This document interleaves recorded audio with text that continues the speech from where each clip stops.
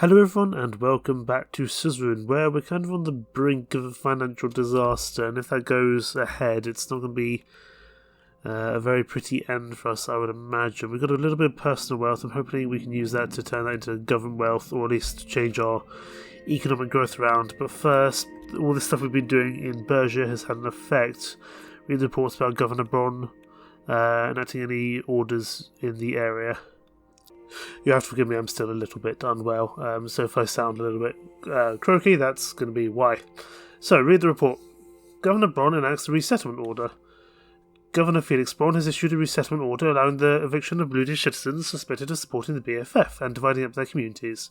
This policy has caused controversy and backlash, with many seeing it as a violation of the Constitution, according for the judiciary to strike the order down. The order is seen as a violation of human rights and an attempt to target the Bluish community. The governor argues that it is necessary for security reasons and to combat the BFF's influence in the region, and claim that his authority as the governor of Bergia gives him the legal right to pursue such policies of peace and stability in the region. The situation remains tense, and it's uncertain how this policy will affect the already fragile social fabric of Bergia. Oh, lots of reports to read this time. Governor Bron has also proposed to divide up communities in Bergia. Governor Felix Bron has reported increased BFF support in Bluish-dominated neighbourhoods in Deria and in all Bergia. To address the issue, the governor has proposed dividing these communities and resetting Sordish and Bluish people to achieve a cultural balance in the special zone. The governor believes this approach will limit the influence of the BFF and reduce the risk of secessionist activities in the region. However, some officials claim that these measures would be directly against the Constitution, and the governor of the special zone does not have the authority to enact such policies. This proposal still has raised concerns among some officials who fear it could be implemented, which will lead to further ethnic tensions and unrest. Interesting. But let's read the report as well, because this is to do with, I think, to do with Bergia as well. A landmark court filing has been appealed to the Court of Appeals today, and is under review by the Minister of Justice. The lawyer and Bluish civil rights activist Ishal Ersan sued Governor Felix Bron for the infringement of the constitutional rights of equality before the law. The case questions the separate legal treatment of the Bluish in Deria, and by extension in the whole of Bergia. Ishal Ersan argues that Governor Bron's policies, including the controversial resettlement policy, infringes upon the right of the property of the Bluish citizens, claims that Article 6 and 7 of the Constitution, as well as the institution of the special zone, are in direct conflict with the Constitution, and thus allow the separate treatment of the Bluish in all Bergia and beyond. Which I think I probably agree with. But more importantly, for the time being, they need to deal with the budget allocation of healthcare. I was having my afternoon tea in the State House office in Deria and going through some newspapers. One of the headlines piqued my interest. It reads, Polio Crisis in Wales. Before I could start reading, I hear a couple of knocks. Pascal entered, followed by Lucien. Mr. President, it is time for the scheduled healthcare meeting. Please take your seats. They've taken their seats, and Pascal produced documents from his suitcase, and he put them on the table. Pascal looked at the newspaper I was reading. Very troubling news from Wales, Mr. President. I just returned from a meeting with our top scientists on the matter of polio. It seems to be spreading.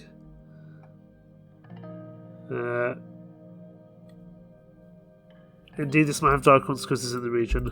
Let's not accuse him just yet. As what I was told by researchers was that with the current infection rate, there will soon be millions of people affected by polio. So we've notified all of our healthcare staff, especially the ones close to the Wales border. Unfortunately, these are also the more rural areas where we lack equipment and staff. We need to be ready for any possibility. Lucy doesn't believe it's that serious yet. However, we need to focus on the main topic. Pascal put on his reading glasses and went through the documents. He didn't say anything for a whole minute. Mr. Benowell? Yes, of course. Let's start. He put the papers down, cleared his throat and looked at me. In general, I'm very content with the budget decision that was made. This comes as a very pleasant surprise that we all welcome to the ministry. The overall mood has been positive as the administration focuses more on the healthcare. I'm excited about what we can do with the allotted funds. Do you have any specific areas of focus in mind? I'm personally vested to solve the horrible infant and maternal death rates along with your requests. As you know, I've been preparing a new privatisation program that will create funds whose sale of unused ministry property and some extra taxes. I know this too, Pascal, but this goes against our economic doctrine. Additionally, health is a key sector people expect to have in public hands. Aside from creating additional funds, there is a long-term problem with privatisation in a country like Swordland. What are these problems? People are already lacking proper healthcare even though it is free. What happens when you privatise? Prices increase as state hospitals close due to sales. We would prevent the worst-case scenarios. There needs to be healthy structural improvements in this sector. This is not Arcasia or Lesbia. You're talking about Solland, in which their healthcare is free for now. We have people who have their lives depending on a service that is free to them. Messing with that structure will definitely hurt us politically in the future. That I know for sure. But the choice is yours, Mr. President. Well, given we told Miss Tory we're not going to privatise, we're going to keep healthcare in state control. Sorry, Pascal. I know you wanted it, but still. As you wish, the health services shall remain in public hands. Lucian believes, and this gets the big question of how we will spend the extra funds dedicated to the Ministry of Health. I urge you to consider these proposals. We could build new hospitals where necessary, divert funds to increase the salaries of our health workers, or invest in enhancing the existing treatment facilities in rural areas. Each of these options presents a unique path towards improving healthcare access and quality in Swordland. Building new hospitals, improving treatment. I think probably improving treatment in rural areas is important, especially with the polio crisis happening. The sad reality is that our rural clinics are woefully outdated, ill-equipped and understaffed. The stark disparity between urban and rural healthcare is a major contributor to the high maternal mortality rates and prevalence of other diseases in our rural communities. Addressing this issue is one of my key objectives in this term, and I believe an overhaul of the rural healthcare infrastructure is a critical step in that direction. We're seeing an uptick in minor outbreaks in specific regions, starting due to outdated facilities that lack proper hygiene standards and equipment. I think we can proceed with the decision without hearing the others. I believe that is the right choice to make. So we can proceed with our decision. In my book, The Unfortunate Man, I depicted the hardships of a poor mining family, a vivid illustration of stark health inequalities in our society. As Minister of Health, I strive to rectify these disparities. Therefore, I believe improving treatment in rural areas should be a course of action, Mr. President. It would be best to consider the political advantages of each one, as well as the practical advantages before making a decision. A few minutes went by in contemplation as the moment to make a decision came near. No. Go for the rural equipment. I think it's important. New contracts for improvements will be drawn up immediately. Well, that wraps up our discussion for now. Very well, fruitful meeting nevertheless, nice and short. Thank you for the meeting. Pascal gathered his documents and left along with Lucian. Okay, so a few new bits to consider. We've got some positive healthcare services, quality rural healthcare services, but we do have failed education reform, and that's going to have some issues in the long run as well. Looking at the news, any major headlines that we need to keep an eye on? Energy crisis, the cost of neglect. Nothing major at the moment. But first we need to talk with Friends Richter on the upcoming vote. The preparations for the new constitution were nearing completion. Soon we were going to propose it in the Grand National Assembly, a huge step for our administration. But we desperately needed more support. That's why I invited Friends Richter for a chat about the upcoming vote. He and his party held the key for our success. We met in the presidential office at the end of the day. He arrived in his signature navy blue suit and handed me a box of famous Arcasian chocolates before sitting down on the couch. It's good to have you here, Mr. Richter. Likewise, it's nice to have finally some time to talk. He took a folder from his briefcase and flipped it open. I could see the scribbles he made in the margins of my draft proposal. I have to say, I'm surprised by this proposal you prepared for this new constitution. I really do not understand your reasoning behind some of the changes. What's in your mind? Don't get me wrong, I like your draft, as I've already stated. I'm just shocked you listened to our demands. Decreasing the electoral threshold and the term limits, that's more than we hoped for. How does the USP feel about it, Mr. President? Is this political suicide, or do you manage to actually get the party behind your changes? The USP is in agreement, it's up to you to support it now. Mrs. Tory didn't seem to be extremely enthusiastic about the new constitution. I assure you have all the votes needed. I believe the Chief Justice has her ear, and the Old Guard is doing their best to make sure you fail.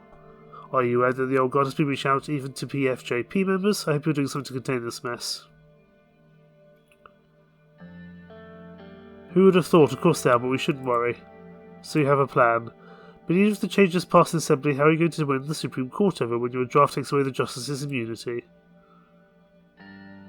If we unite together, they'll be forced to support us. I'm not so sure about that. A few Justices will sympathise with us, but the ultimate decision will be up to the centrists, and also has them locked up. If we're doing this, we have to make it count. I hope you will succeed, Mr. Rayne. I respect what you're doing inside the USP. I'll do my best to flip the Supreme Court as well. You can count on the PFJP's votes. I just want your promise that you'll give us proper credit to do something about the unbalanced representation of our party on state television. For decades, your party has been doing whatever it could while they stay in power to keep the PFJP silenced. If we're going to be on the same side, I expect you to finally acknowledge all the wrongs that have been done and act against the soulless state apparatus in full. Of course, I can't deny my party's distributive actions. I respect your honesty, Mr. President. I hope I can rely on you. In the upcoming vote, we expect the USP to rally behind your proposal. I can assure you, you have the PFJP's full support. I'm happy to cooperate with you, Mr. Richter. Likewise, Mr. Rayne. Was there anything else? Before you leave, I don't know what I need to be addressing with you, but I'm going to say it anyway. There are so many things that need to be said about me that I can't keep track of them anymore. What exactly do you mean? I received intelligence that you made a deal with Arcasia and you tried covering your tracks. What do you have to say about that? Oh, it did come to that, after all. Well, I'll enlighten you about my relationship with Arcasia. As you know, the downfall of President Alfonso was abrupt. He was the only progressive hope we had in the USP. Our brief alliance with him was to accomplish great things, but we ran into a very concerning revelation. In our last meeting before the USP abandoned him, Alfonso said that Sol was not gone, and still pulled the strings behind his back. He was suspicious about a conspiracy against his reformist agenda. He feared everything would collapse against him. And it did. Afterwards, the party voted you in. I don't think it was a coincidence, Mr. Rayne. What are you trying to say? I'm trying to say that everything leading up to the 1953 election was orchestrated by the old guard. After realising the true extent of the Solist Deep State's influence, we were in this together, so I'll be honest. I lost hope that Solon could ever achieve the liberties and democracy that I've been working so hard for as long as Solism was alive and well, so I decided to act. I hope you didn't do anything to compromise the country. Of course not. I was contacted by an Arcasian centre, one of Arcasia's biggest typhoons, and I decided to agree to that meeting in hopes of receiving support. We'll let him continue, for now. I flew to Arcasia and I eventually met President Walker. He offered political and economic support for me and my party, asked us to lead Solon into the democratic sphere and become a member of the ATO. But the exploitative conditions he was demanding would have crippling effects on the economy. I told him that I was only there to increase economic cooperation, nothing else. I did not get their support, nor did I do anything illegal. To this day I feel ashamed to have gone to the feet of Arcasia like that, but at least I managed to stop myself from becoming the very thing I've been fighting against. I'm grateful that you're telling me all this, but you did make a mistake. Thanks for taking it so well. We must always be honest with one another. You have the authority to investigate this and potentially prosecute me for it. I give you my trust. I hope I have yours too. I will also acknowledge my wrongs, keep fighting for a better future. I believe we are not different in this.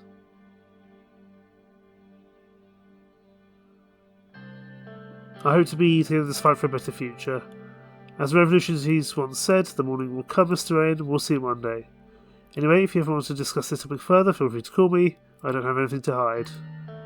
I'll get going now if you excuse me. Thanks for the meeting. It's nice to have a president that we can finally have a dialogue with. I'll see you in the history books. Have a nice evening for now. Interesting. Very interesting indeed. This high-speed railway is really dragging its feet. Goodness me. Okay, over to Valgon. Updates on the situation of education. Let's give this a go. After a meeting with the rector and a brief tour of the University of Valgon, we gathered in a room with Chiara. The entire campus was visible from the windows. Students were reading books, studying and having picnics under the trees. Reminded me of my own times at Derry University of Culture, at least the more carefree times. Reminiscing about the past? Yes, it had its ups and downs, but it was still fun. And now we're growing old and bitter. Let's not get sidetracked. I want to start off by saying this. Although you swore you would focus on education during your term, you have not lived up to that promise, a fact that people will not forget.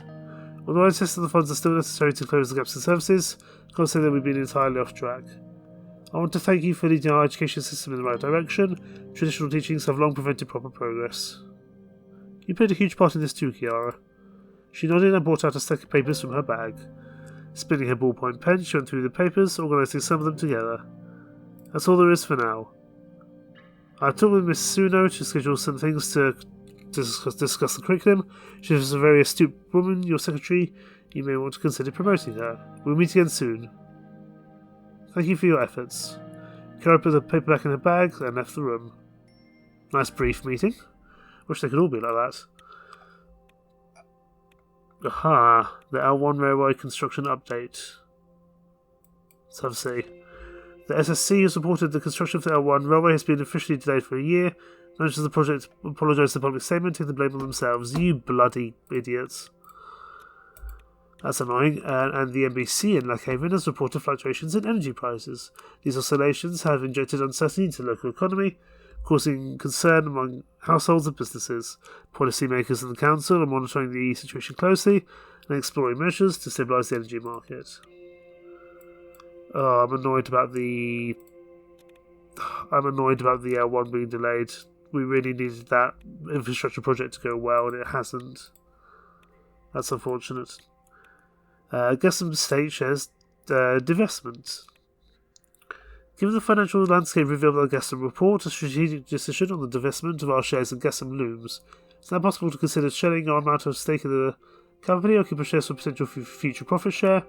The future outcome will vary based on the active share prices of the company. 2/3 of the shares given for potential profit. No, we're going to sell the shares. Does that help our economy at all? I'm guessing we're not going to know just yet. So, the PFJP, ASA's party announcement, Franz Ritter announced that he'll be giving his full support to constitutional changes proposed by the USP. He asked the members of his party to follow him in this endeavour and set aside their differences for the greater good of the country. And the Urson vs. Swordland. The Ministry of Justice has reviewed the Urson-Swordland case, put forward its concurrence opinion before sending the dispute to the Supreme Court. The Ministry of Justice, Nia Morgner, came forward agreeing with the case of Ishval Urson and pointed out that a majority court dissent would do disservice to the legal precedent of future constitutional right cases. The case is now in the hands of the Supreme Court. That's going to be a real firefight in the Supreme Court to get that sorted. Because there's so many different opinions going on there. And so many political opinions as well. Okay, briefing on the current curriculum in schools. Kiara had scheduled a short meeting in the Ministry of Education to discuss the current curriculum taught in schools. The ministry building was located in the government district right next to the Ministry of Health. It was tall, narrow and wedge-shaped, like a slightly open book. Near the front gate there were statues of world-renowned scientists and thinkers. The largest of all was Artvin Eistvan, the greatest scientist of all time. Above the main entrance was the familiar inscription, Istretensis Agnica Avgeriegna int Ola Almegwaldena int Ola Mexis. Education is the premise of progress in all societies and all families. That was hard to say. Inside the building I was greeted by Kiara's assistants. They led me to a reading room where she was waiting inside. She stopped and gripped my hand. Good afternoon, Mr. President. Good afternoon, Kiara. I'll cut straight to the chase. The lack of governmental resources have halted our plans for education reform, but there's one important change that can still be made. It involves evolution versus creationism. As it currently stands, schools across Swordland can decide whether to include evolution, creationism, or both in their curriculum. Rural schools often decide in favour of creationism only, which puts students at a disadvantage when it comes to entering university. The effect is especially noticeable amongst young women. My suggestion is to make the teaching of evolution mandatory and preferably ban creationism altogether. Ooh.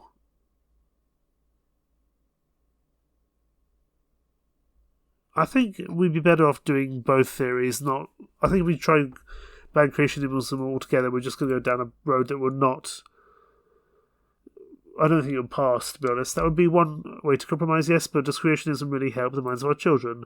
The way I see it, it promotes the blind acceptance of the world as it is, no facts or verification needed. Children should be encouraged to think critically and ask questions. Creationism and other religious teachings hinder that.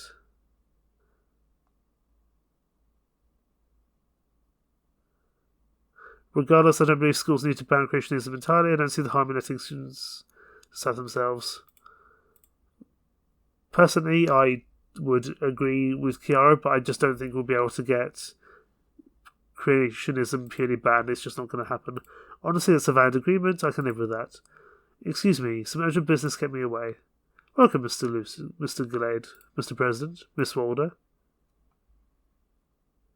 We're just discussing the curriculum. Kiara's made some excellent points. Very well, let's hear them. Continuing from my previous point, it is my conviction that we should require the mandatory teaching of evolution in Sworden's public schools, cut creationism completely out. If we want children from rural areas to have some opportunities as their urban counterparts, this is the way. Opening students' minds and reducing the role of religion in schools will also lead to more equality between young men and women. Don't bring your pet cause into this, Mr. Walder. You failed your reforms and now you want to remove belief from schools. Advancing women's rights is more than just a pet cause, both you gentlemen must know that. Also, we all know why the education reforms failed, don't we?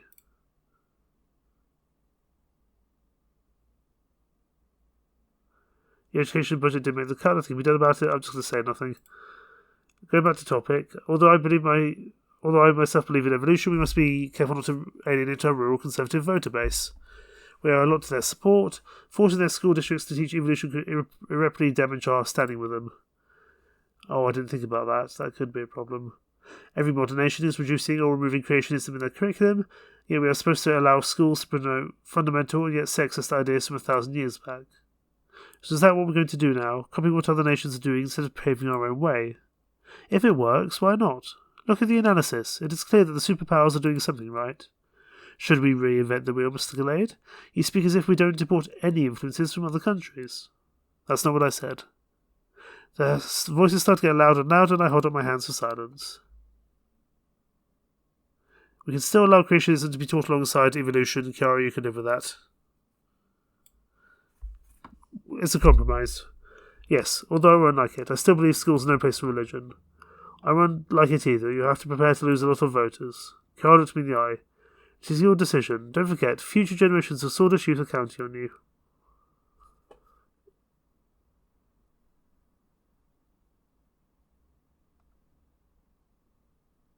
Ooh.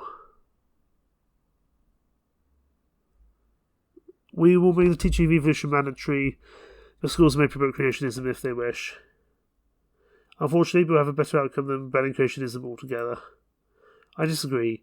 Rejecting creationism would have been a signal that we are redirecting Suzerain towards a scientifically and technologically advanced future. They turned and looked at each other. Lucy lifted his eyebrow and Kiara held his gaze for a couple of seconds. The meeting ended shortly afterwards. Oh, look at that. Look at that. Why did that happen? Economic situation. Something to do with Agnaland. Yes, here we go. Agnaland's economy stabilises. Thanks to the investments made by Sorland, the Agnaland region is stabilising its economy. However, the region is still facing economic challenges and struggles to achieve sustainable growth. Look at that. Projected economic growth is now positive. Goodness me. It's only taken half the time. Right. The administration can start our lobbying efforts to sway votes. And we can attend the Victory Day in the presidential state car. But I think we'll leave things there. Possibly a bit of a shorter episode today, but I'm not feeling particularly well, and I've had to stop many, many times, so if you notice a few cuts, then I apologise, but all for the greater good indeed. More to come soon indeed. Thank you so much for watching. Take care. Bye-bye.